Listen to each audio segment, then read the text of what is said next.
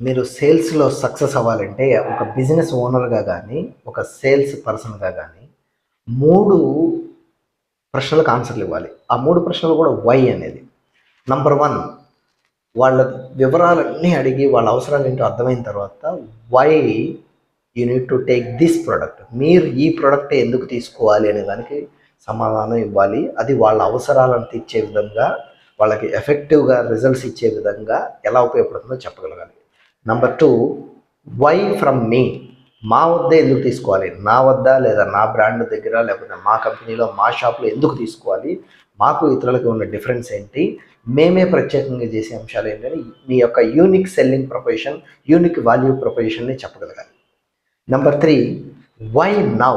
ఇప్పుడే ఎందుకు కొనాలి? ఇప్పుడే తీసుకుంటే వచ్చే లాభం ఏంటి? ఎక్స్ట్రా బెనిఫిట్స్ ఏంటి? ఒకవేళ ఇప్పుడు మిస్ అయ్యే